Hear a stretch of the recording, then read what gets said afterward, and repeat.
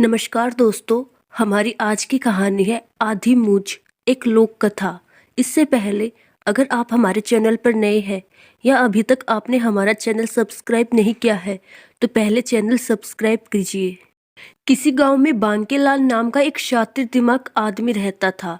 उसकी आर्थिक स्थिति बहुत अच्छी नहीं थी क्योंकि उसके पास बहुत थोड़ी जमीन थी जिसमें बड़ मुश्किल खाने लायक ही पैदा हो पाता था।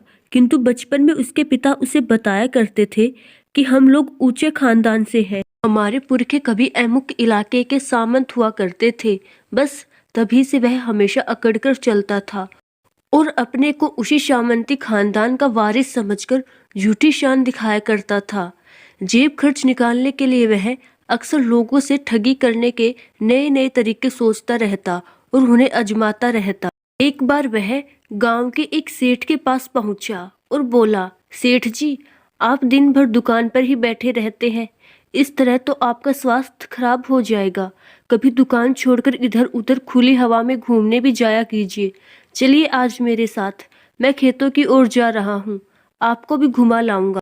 उस दुकान पर कोई ग्राहक न था, इसलिए सेठ ने दुकान नौकर के हवाले की और बांकेलाल के साथ खेतों की ओर चल दिया। थोड़ी दूर चलने पर खेत दिखाई देने लगे। एक खेत में बाजरे की फसल लगी हुई थी। उसे देखकर बांकेलाल सेठ से बोला, देखिए सेठ जी, इस खेत में इस साल कितना अच्छा गन्ना उगा है। सेठ बोला, ये गन्ना नहीं, बाजरे की फसल है। बांकेलाल सेठ जी की ओर परिहासपूर्ण दृष्टि डालते हुए बोला, सेठ जी, किसान मैं हूं कि आप? क्या आप फसलों के बारे में मुझसे ज्यादा जानते हैं? ये गन्ने की ही फसल है। सेठ भले खेती नहीं करता था किंतु इतना अनभिज्ञ नहीं था कि बाजरा और गन्ने में अंतर न जानता हो। वह दृढ़ स्वर में बोला, भले आप खेती करते हैं बांकेलाल जी, मैं नहीं करता हूँ, किंतु इतना भली भांति जानता हूँ कि ये बाजरा ही है। अब तो बांकेलाल को ताव आ गया। बोला, लगाते हो शर्त? मैं कहता हूँ ये गन्ना है। सेठ भी जोश में बोला, तुम्हारी जैसी मर्जी हो वैसी शर्त लगा लो, ये गन्ना नहीं, बाजरा ही है। बांकेलाल तो इसी मौके की तलाश में था। बोला, ठीक है, तो फिर लग गई शर्त। अगर ये गन्ना निकला तो मैं तुम्हारा सिर काट लूंगा, और अगर ये बाजरा निकला तो तुम मेरा सिर काट लेना। सेठ जी जानता था कि खेत में बाजरा ही है, इसलिए बांकेलाल की अजीब शर्त सुनकर भी निर्भीक स्वर में बोला, ठीक है, लग गई शर्त। इसके बाद दोनों वापस लौट आए और अपने अपनों घरों की ओर चले गए। करीब 1-1.5 महीने बाद बाजरे के पौधों में बाली निकलने लगी और उसमें बाजरे के दाने पड़ने लगे। तब एक दिन हाथ में एक बाली तोड़कर लिए हुए बांकेलाल सेठ की दुकान पर पहुंचा और बोला, सेठ जी, आप शर्त जीत गए। उस खेत में सचमुच बाजरा ही था, जबकि मैं उसे गन्ना समझ रहा था। सेठ विजयी भाव में मुस्कुराते हुए बोला, किसान होकर भी आप इतना नहीं समझ पाए कि वह बाजरा है, जबकि मैं दुकानदार होकर भी पहचान गया। बांकेलाल बोला, आप ठीक कहते हैं, सचमुच मुझसे पहचानने में गलती हो गई, लेकिन आप शर्त जीत गए, इसलिए लीजिए, काटिए मेरा सिर। सेठ फिर भी हंसता हुआ बोला, अरे वह तो हंसी मजाक, मैं किसी के साथ हंसी मजाक नहीं करता। बांकेलाल सेठ की बात काटकर सहसा तेवर बदलता हुआ कठोर स्वर में बोला, आप शर्त जीत गए हैं तो अब आपको मेरा सर काटना ही पड़ेगा। क्या आप जानते नहीं मैं किस खानदान से हूँ? हमारे खानदान में अगर जवान से कोई बात कह दी तो उसे पूरे किए बिना नहीं छोड़ते, चाहे कुछ भी हो जाए। अब तो सेठ के चेहरे का रंग उड़ने लगा, क्योंकि बांकेलाल का चेहरा देखकर लग रहा था कि वह अपनी बात को लेकर गंभीर है। अरे भाई, है, ऐसी छोटी मोटी बातों पर कहीं सिर काटे जाते हैं, है। सेठ फीकी हंसी हंसते हुए बात को टालने की गरज से बोला, ये छोटी मोटी बात नहीं करते हैं, हमारे बीच सर काटने या कटवाने की ही शर्त लगी थी। अगर मैं जीत जाता तो भी आपका सिर काट कर ले जाता। उसी तरह अब मैं हार गया हूँ तो कटवा कर ही जाऊंगा। चलिए जल्दी कीजिए, बांकेलाल जोर जोर से चिल्लाता हुआ बोला। अब सेठ को समझ में आया कि उसने मुसीबत मोल ले ली है। यह बला आसानी से टलने वाली नहीं। वह भी अकड़ कर बैठ गया। मैं नहीं काटूंगा सिर, मुझे नहीं काटना। क्यों नहीं काटोगे? शर्त जीते हो तो काटना तो पड़ेगा। नहीं काटूंगा, काटना पड़ेगा। इस तरह होते होते दोनों में विवाद होने लगा। तो वहाँ तमाशा देख रहे लोगों ने सलाह दी कि सरपंच के पास जाओ, वही फैसला करेंगे। दोनों सरपंच के पास पहुँचे। सरपंच ने पूरा मामला सुना और बोला, पूरा मामला सुनने के बाद हमें यह समझ में आया है कि शर्त हारने के बाद बांकेलाल के सर पर अब सेठ जी का अधिकार है। अब वह सेठ जी की संपत्ति है। क्यों, ठीक है ना बांकेलाल जी? ठीक है सरपंच जी, बांकेलाल बोला। तो फिर ये सेठ की मर्जी है कि वह उसे कब काटते हैं, आज काटते हैं या फिर आगे, जब उनकी मर्जी हो तब। सरपंच ने फैसला दिया। यह सुनकर सेठ जी तो संतुष्ट हो गए, लेकिन बांकेलाल की शातिर बुद्धि ने एक और उलझन पैदा कर दी। चूंकि मेरा सिर अब सेठ की संपत्ति हो चुका है, इसलिए मैं इसे अपने शरीर पर मुफ्त में नहीं ढो सकता।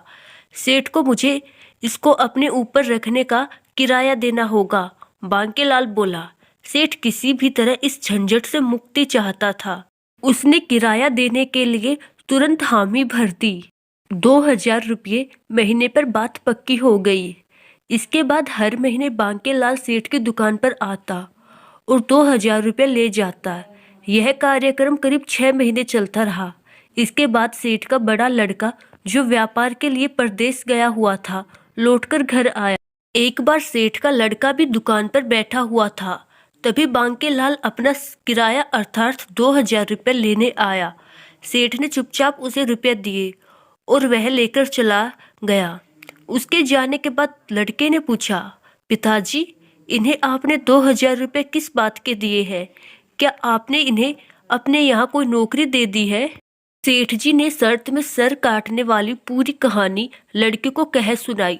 लड़का समझ गया कि बांकेलाल ने उसके पिता को जाल में फंसाकर रुपए ऐंठने की तरकीब लगाई है, जिसमें वह सफल हो गया है।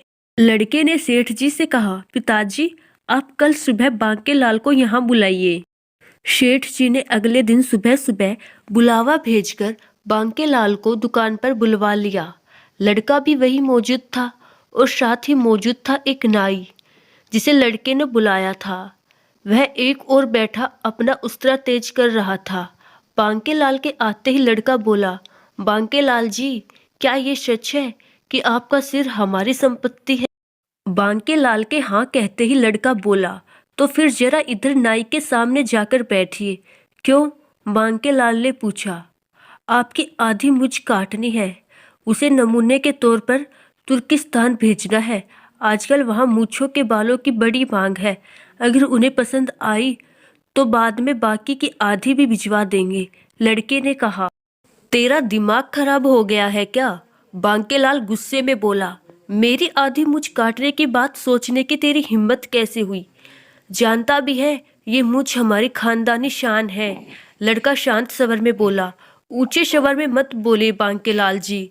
अब आपका सिर आपका नहीं है, वह हमारी संपत्ति है।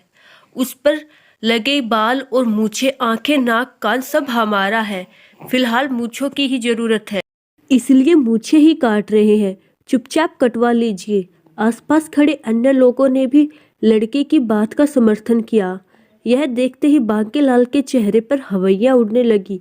वह सोचने लगा, आधी मूंछ कटवाने से फिलहाल तो वह गांव भर में उपहास का पात्र ही बनेगा, लेकिन भविष्य में यह लड़का नाक कान कटवाकर, आंखें निकलवाकर मेरी दुर्गति भी कर सकता है। बस यह ख्याल दिमाग में आते ही वह हिरन की तरह वहां से सटपट भागा। ऐसा भागा कि फिर अगले 3-4 महीनों तक गांव में नजर ही नहीं आया। बाद में सरपंच ने किसी तरह उसे खोज खाज कर उसकी सेठ से सुलह करा दी और जो पैसे उसने ऐंठे थे वे सेठ को वापस करा दिए। तब कहीं जाकर वह गांव में रहने आ पाया। तो दोस्तों, कैसी लगी हमारी कहानी? कमेंट बॉक्स में कमेंट कर जरूर बताइएगा और ऐसी ही अच्छी अच्छी कहानियाँ सुनने के लिए हमारा चैनल जरूर सब्सक्राइब कीजिएगा। धन्यवाद।